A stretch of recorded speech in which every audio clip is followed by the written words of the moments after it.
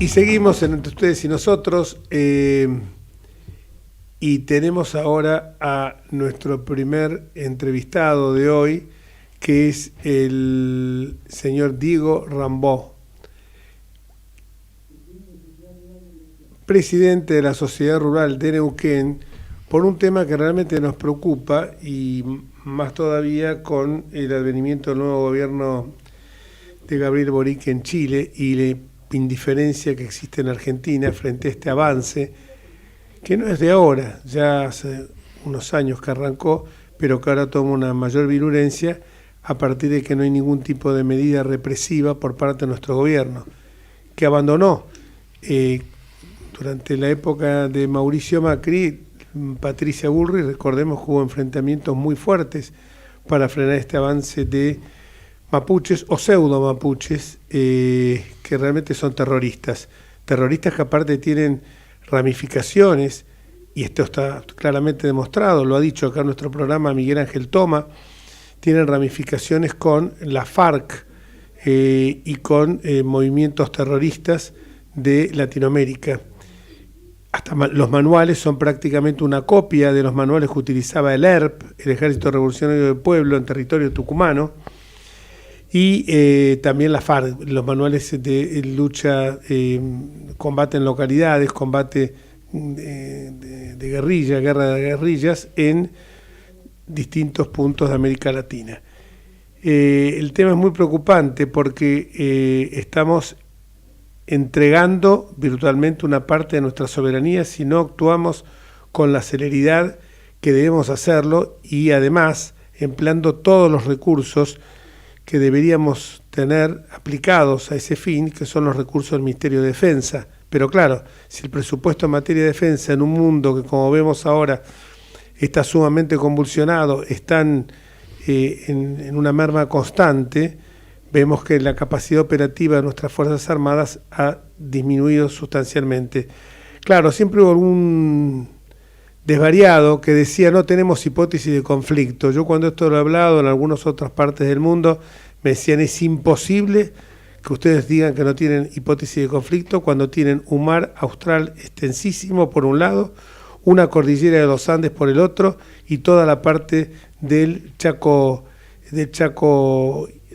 Misiones y Salta, fronteras que son absolutamente lábiles y que lo hemos podido comprobar con el narcotráfico que se ha enseñoreado en muchos lugares de nuestra patria. ¿Qué tal? Buenas tardes, Diego. Queríamos conocer tu opinión sobre estos temas que estábamos comentando. Hola, ¿qué tal? Buenas tardes, Jorge, Osvaldo, un gusto. ¿Cómo están? Bueno, los saludo desde Junín de los Andes. Nos acompaña Ezequiel Domínguez. Gracias por el llamado. Y Ezequiel, ¿qué tal? Buenas tardes. Gracias, buenas tardes. Escuchaba medio entrecortado, por eso no alcancé a escuchar ese nombre. Les decía, los saludo acá desde Junín de los Andes, donde está emplazada la Sociedad Rural del Neuquén. La Sociedad Rural del Neuquén está desarrollando algunas acciones, por lo que he visto, para, digamos, alertar, ¿no?, sobre este fenómeno de tomas de tierras. Sí, correcto. Un poco para comentar la situación que tenemos en la provincia, hay que remontarse al 2006, a la fecha de sanción de la Ley 2660 de relevamientos territoriales de ocupación indígena, en la cual, luego de esa sanción de la ley, hubo una aplicación en el año 2013 y 2015 que se llevaron adelante estos relevamientos y en su momento fueron de forma secreta, unilateral, entre el INAI, ¿no?, y la provincia como veedora, ¿no?, y como parte para llevar adelante estos relevamientos, en donde, al haberse hecho de forma secreta y unilateral, lógicamente fueron muy sesgados, y todas esas carpetas de ese relevamiento técnico, jurídico, catastral que se realizó, tienen muchísimos errores y muchísimas cosas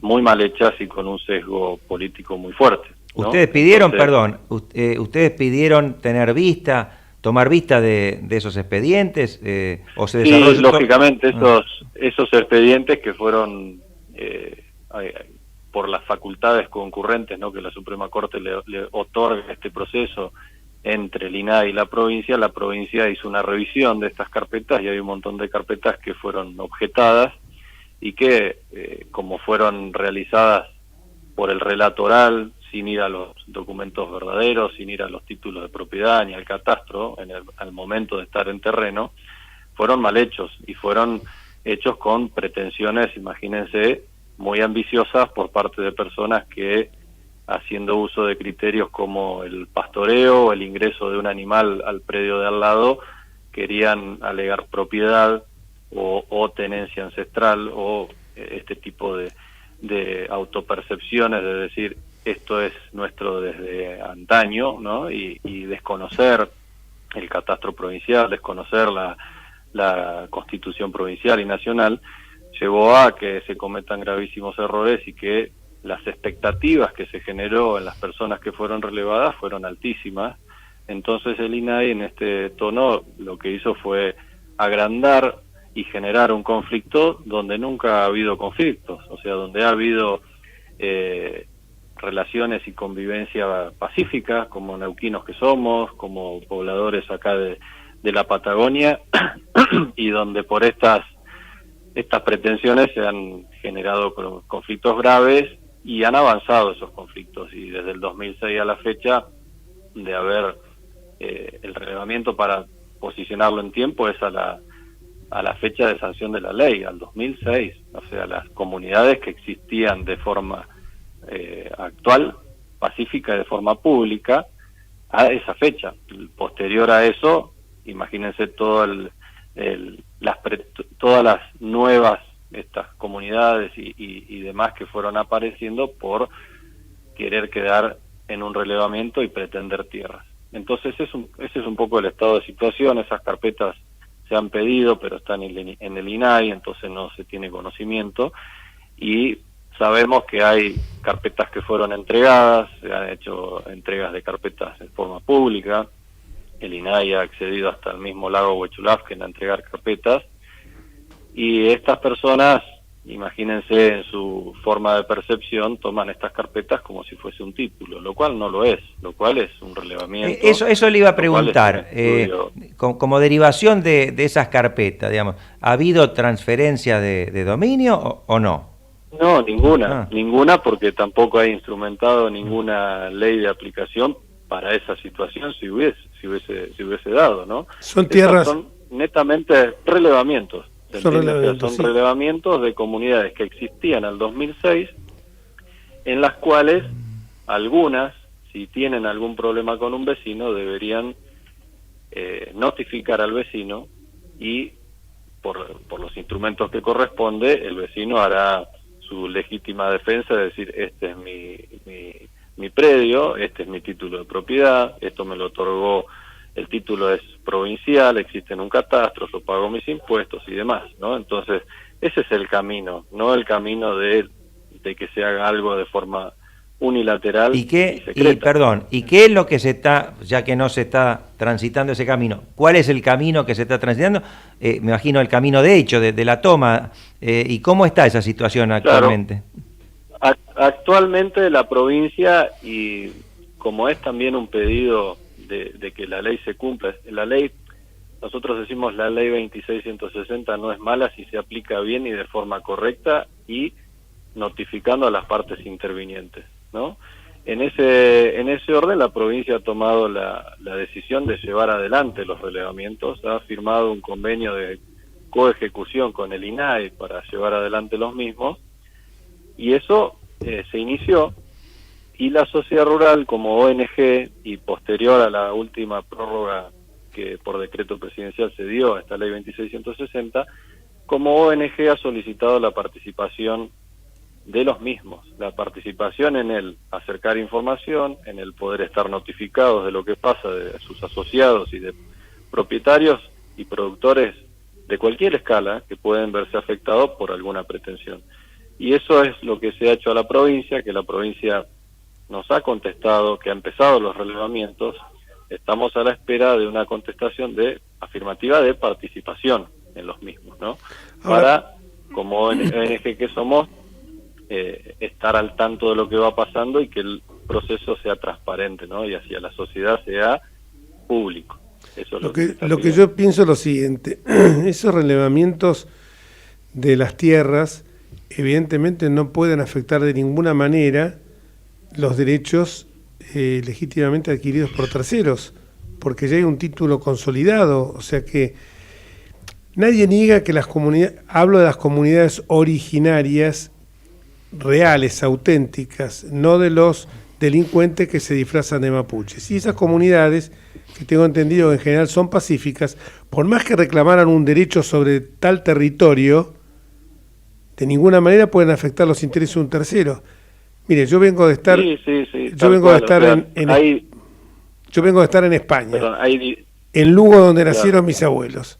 Y yo podría agarrar y decir, estaba con otro profesor que fue a la clase conmigo, y le digo, podemos reclamar acá, yo sé dónde vivía mi abuelo, puedo reclamar la tierra esta, porque soy pueblo originario de acá. Y yo le puedo asegurar que no dura un minuto, me deportan en España si yo saquen al loco este de acá, y mucho menos si quiero ocuparlo por la fuerza. Entonces uno acá dice, es un nivel de besanía, de locura tan grande que hay, porque está bien, puedo reclamar todo lo que quiera, acá vivieron mis ancestros, sí, macanudo, pero por X circunstancia, por usucapión, posesión veinteañal, lo que fuera, esa propiedad ya tiene un titular que de ninguna manera uno le puede sacar el derecho, porque imagínense que si no las relaciones jurídicas o no habría seguridad jurídica, ya no la hay en el país, si le agregamos esto, imagínense. Por eso digo, que le den, si le quieren dar, hay tierras federales, pero previamente, porque las tierras federales no es que son mías también las tierras federales, guarda, son mías de todo lo que estamos acá en el estudio. Con los parques nacionales claro, y demás, ¿no? O sea, son tierras que están en resguardo, por decirlo, del Estado Nacional, y que son de todos, ¿no? Entonces hay que tener mucho cuidado con la forma y los procesos que se pueden dar sobre esas tierras también. Y acá, para nosotros es importante el concepto de transparencia. Si van a haber procesos de relevamiento, que sean transparentes, que sean informados, que se hagan las notificaciones. Si va a haber alguna superposición o hay algún límite que tiene alguna pretensión, que se informen. El propietario tendrá las herramientas para defenderse en el caso que corresponda y corroborar lo que él está diciendo y viceversa. Acá nadie está diciendo que hay gente mala y gente buena, o sea, acá tenemos que decir lo justo y correcto. Es un proceso que sea transparente y que se haga de la forma que corresponde. Eso es lo que se le está pidiendo a la provincia, con la cual tenemos diálogo, con la cual nos podemos sentar a trabajar, y le decimos que se avance. O sea, lo mejor de esto es que se avance, porque son presupuestos enormes que el Estado Nacional destina para esto. Es algo a nivel nacional, la 2660, no solo a nivel provincial. Sí. Eso, Diego, yo te iba a preguntar algo. Hay un relevamiento nacional y otro provincial que se pisan, en definitiva. Están relevando los mismos territorios. Eso también va a generar un inconveniente. El INAI como parte a nivel nacional y la provincia como provincia firman este convenio de coejecución del relevamiento, ¿no? Esa sería la figura. Conjunto, ¿no? Con facultades concurrentes. Entonces es muy bueno que estén los dos, es muy bueno que esté la provincia, y habría que averiguar y ver qué pasa en otras provincias, o sea, qué se está haciendo con esto también. Y a lo que vamos en cuanto a los presupuestos y el tiempo es del 2006 hasta la fecha. ¿Cuánto tiempo se perdió? ¿Cuántas expectativas se hicieron? ¿Cuánto conflicto nuevo se generó? Si la ley se hubiese aplicado en tiempo y forma y de buena manera, hoy la situación sería otra, ¿no? La desidia de esta cantidad de años que han pasado, de las prórrogas sobre prórrogas y de los procesos que se hicieron mal, generan que hoy los conflictos sean mayores, que hayan usurpaciones, que haya gente que pretenda, haya gente que tenga expectativas altísimas porque creen que un relevamiento va a ser su título de propiedad, y eso va generando que el nivel de conflicto, de violencia se incremente. ¿Y cuál es? Casos puntuales que tenemos de propietarios que tienen tomas de 4 meses, tomas de 6 años, usurpaciones, ¿no? De gente metida, temporaria, permanente, pero que van y vienen, pero es conflicto sobre una tierra, ¿no? ¿Y cuál es, digamos, si es un terreno privado, digamos, la única posibilidad sería que el Estado lo expropiara? indemnizando previamente a sus propietarios y luego se lo otorgara a estas comunidades si se cree que ellas tenían una propiedad, como se dice, ancestral. Ahora, hasta que eso no ocurra, no tienen ningún derecho a tomar esas tierras porque cometen delitos. Ahora, ¿cuál es la actitud? Claro, correcto. La vía... Sí, perdón. No, perdón, no. ¿Cuál es la actitud, digamos, tanto del Estado provincial como del Estado nacional, a quienes no seguimos en tanto detalle esas cuestiones, hasta por lejanía, nos pareciera que es una actitud bastante tolerante con las usurpaciones, con las violaciones a la ley? El Poder Judicial también. Lo que vemos, claro, lo que vemos también. Y percibimos tanto del Poder Ejecutivo como el Poder Judicial, y sobre todo con las formas que le buscan a estos conflictos, que son, por decir, las audiencias de mediación o algún otro instrumento de diálogo ante un delito y ante una vía de hecho, es que tratan de forma elegante solucionarlo o quizás dejar para más adelante la resolución del problema y que se desgasten las partes o que algo de eso pase. Cuando en estas últimas situaciones que se han dado desde Fiscalía se llaman audiencias de mediación, es bastante chocante, imagínense, sentarse con el grupo que está usurpando y el propietario ante un fiscal, y que el fiscal proponga que se pongan de acuerdo. ¿Qué hay que ponerse de acuerdo, no? Entre un usurpador y un propietario, que el un usurpador es un delincuente. ¿Cómo le va a decir el fiscal pónganse de acuerdo? Entonces, está delinquiendo. Entonces estas salidas elegantes que se tratan de hacer no hacen más que alargar el proceso, aumentar los conflictos, generar que la situación se ponga cada vez más tensa, y es nocivo para todos, o sea, es nocivo para ellos, para la persona que está trabajando en el campo, de los empleados de los establecimientos. Imagínense que todo esto trae aparejado desinversión, pérdida de puestos de trabajo, o sea, si no hay seguridad jurídica y no hay un horizonte positivo en lo que uno puede hacer sobre su tierra, sobre su empresa o sobre lo que sea con derecho de propiedad, sea lo que sea, nadie va a avanzar, o sea, nadie va a invertir un peso, lo que sea, para que eso genere. Y eso es lo que pasa, o sea, donde hay un conflicto, automáticamente para todo, ¿me entienden? O sea, para la generación de trabajo, para la generación de productos y demás. Ahí no es en Neuquén, pero en Río Negro hemos visto ahora hace poco que por un fallo se le otorgó un predio del ejército bastante grande a una comunidad que se autopercibe mapuche, digámoslo así, y el abogado o abogada del Estado Nacional no apeló en término, es decir que ese fallo quedó firme. Ahora, todos tenemos la sospecha de que esa falta de apelación en término no fue un accidente, fue una maniobra deliberada para consolidar ese título en esa comunidad. Claro. Sí, vinieron con el argumento que la notificación llegó, el traslado de la denuncia llegó, y las actuaciones judiciales fueron notificadas en el Ministerio de Defensa. Y el Ministerio de Defensa se lo pasó al Ejército, y en el interín se venció el plazo. Y para mí fue deliberado. Y esto me hace, después de lo que estás diciendo, Diego, me lleva una reflexión, porque a veces en algún momento dijiste, no sé cómo funciona en otros lugares del país. Y en otros lugares del país, a los QOM les patearon la cabeza cuando quisieron ocupar tierras ancestrales.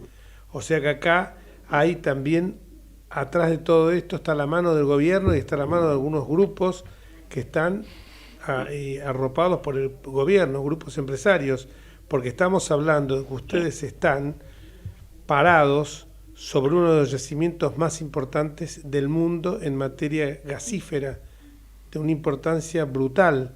O sea que acá no me extrañaría que hubiera una mano para ponerlo a estos autopercibidos, como bien dijo Osvaldo, mapuches o delincuentes, para que se queden ahí con el propósito que después vendan esas tierras a grupos empresarios o, como pasó también en el sur, a empresarios testaferros de los Kirchner, ¿no?